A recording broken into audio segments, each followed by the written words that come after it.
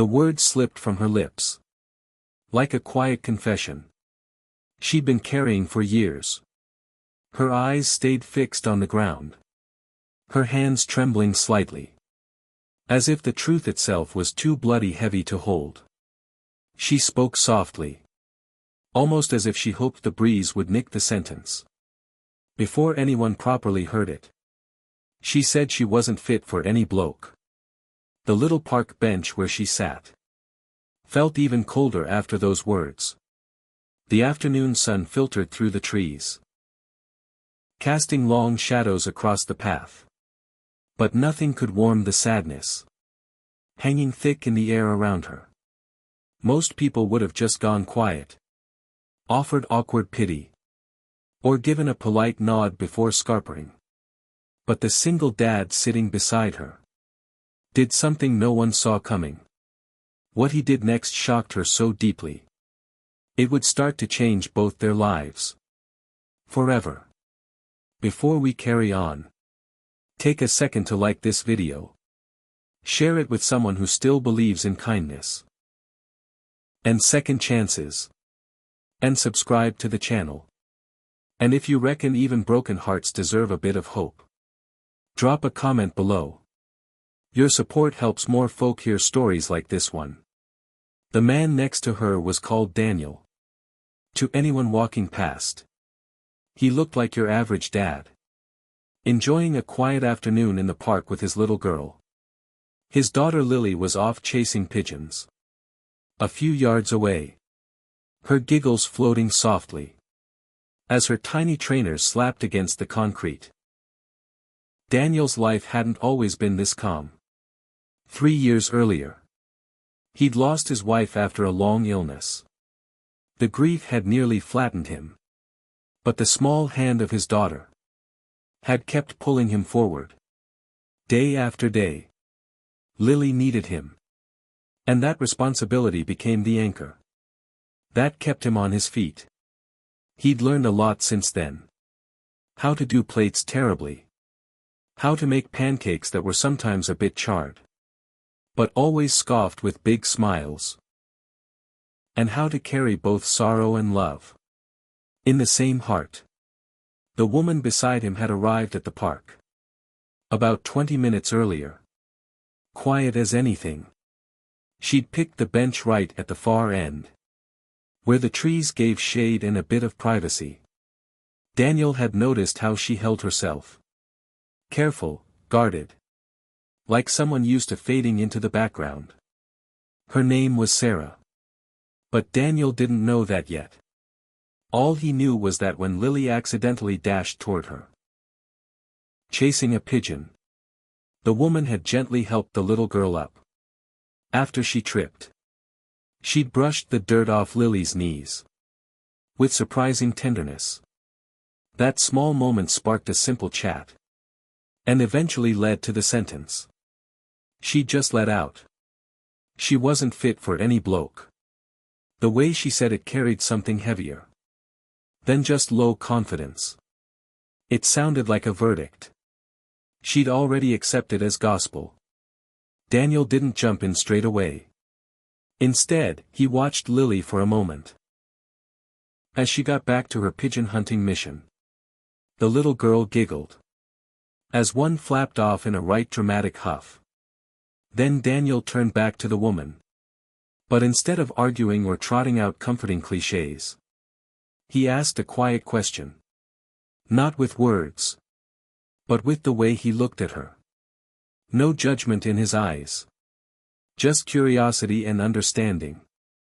Sarah had braced herself for the usual reactions when she admitted that people normally said she was being too hard on herself. They tried to convince her she deserved love. But they didn't know the real story. They didn't know what had shaped that belief. Years earlier, Sarah had been engaged to someone she trusted completely. He'd promised her a future, a home, a life full of laughs. For a while, she believed every word. But promises can crumble under real life. After he lost his job, her fiancé slowly changed. The kind bloke she'd known turned bitter and angry. He blamed her for things beyond her control. The rows got louder, sharper.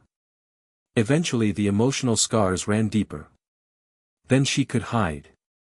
By the time it ended, Sarah no longer believed she was worthy of love.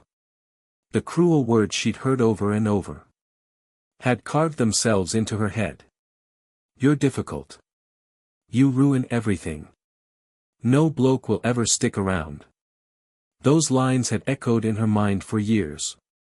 So when Daniel finally spoke, she steeled herself for the usual pat response. But instead of soothing words, he did something unexpected. He laughed softly. Not taking the mick, but in gentle disbelief. And that startled her enough to finally look up.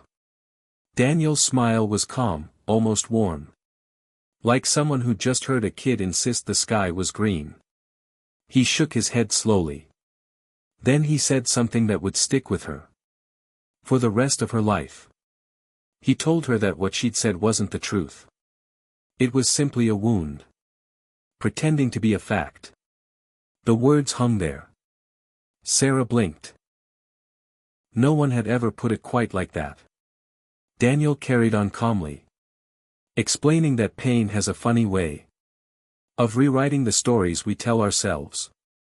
When someone repeats something cruel often enough, the mind starts believing it. But belief doesn't make it real. Sarah felt her chest tighten a bit. For the first time in years, someone wasn't trying to fix her or pity her. He was just challenging the lie she'd swallowed whole.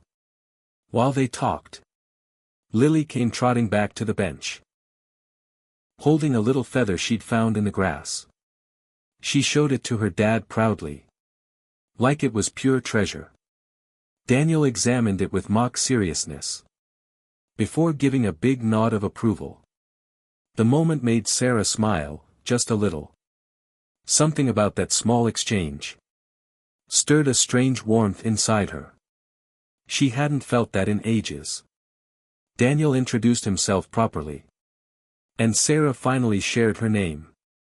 The conversation flowed slowly, naturally, like two strangers realizing they had more in common than they'd thought.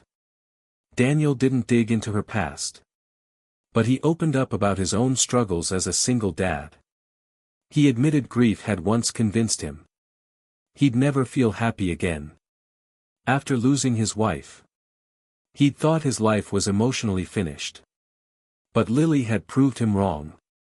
Kids have a knack for reminding grown-ups that life keeps moving on. Sarah listened quietly, taking it all in. She noticed how Daniel never spoke of his loss with bitterness. There was sadness, sure, but also real gratitude for the years he'd had with his wife. That balance fascinated her. The sun started dipping lower, painting the park in soft orange light. And something unusual happened. Sarah stayed. Normally she'd avoid long chats with strangers. It felt safer that way. But Daniel's steady presence made leaving harder than expected. At one point, Lily clambered onto the bench and plunked herself right between them, clutching her feather like a trophy. She studied Sarah with big curious eyes, before asking a question that made both adults chuckle. She asked if Sarah liked ice cream. The innocence of it melted some invisible wall inside Sarah. Daniel eventually stood up and declared that Lily's ice cream request sounded like a cracking plan. Then he turned to Sarah. What he said next shocked her more than anything else that afternoon. He invited her to come along. Not as a date. Not out of obligation. Just as someone who deserved a small moment of happiness. Sarah hesitated.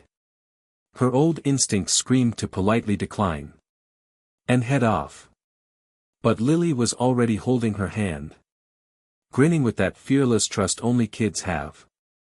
So she said yes.